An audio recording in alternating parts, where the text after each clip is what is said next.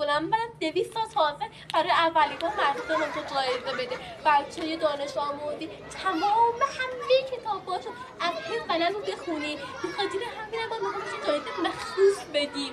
لطفا آهنگ ایران رو پخش کنید.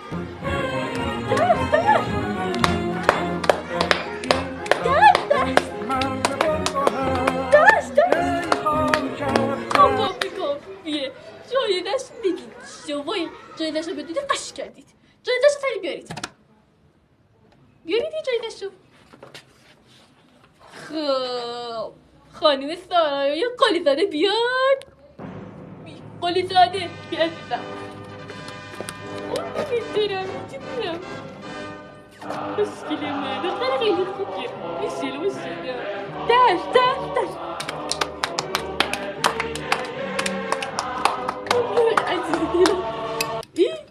ببخشید میدونی شد ببخشید دیگه میدونی که من بورک کش عزیزم بیگا ببینم من کلی کتابا رو خوندم. آفرین یه مداد باید عزیز دلم. آره دیگه اینم جایزش همین که هست. حالا برید سر کلاس تو این مثل سگ درس بخونه. خدا بچه‌های گلم صبح همتون بخیر. امیدوارم همتون خیلی خوب باشید، سر حال باشید. این مدرسه های چی بگم واقعا که مجبورید هر صبح ساعت 7 صبح بیدار بشید. به نظر من آموزش پرورش خیلی اشتباه میکنه. آخه چه خبر 7 صبح؟ حداقل شما 9 صبح برید مدرسه. خب دیگه چاره‌ای نیست. ولش کنید بچه‌ها. یه دختر خوشگلی به اسم الینا هست تو کلاس خانم حاتمی که میدونسته 2 تا میشه 4 تا و تنها کس هم بوده که میدونست 2 تا میشه 4 تا. واقعا خیلی شاهکار کرده. به خاطر همینم دیگه ما با معلم‌ها صحبت و اینا کردیم با مدیر اینا. دیگه قرار شد براش یه ماشین گرفتیم. خب خانم الینا اینجا ببینم دختر گلم.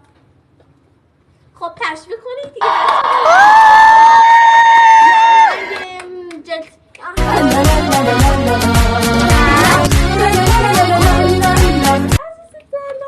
چند سالی خوبی؟ الهی من قربون دختر خوب بشم.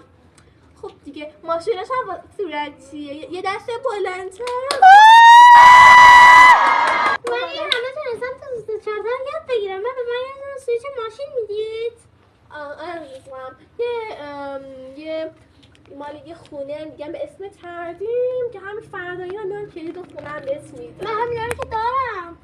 عزیز دلم دیگه این بهترین جایزه بود که ما میتونستیم بهت بدیم. باشه.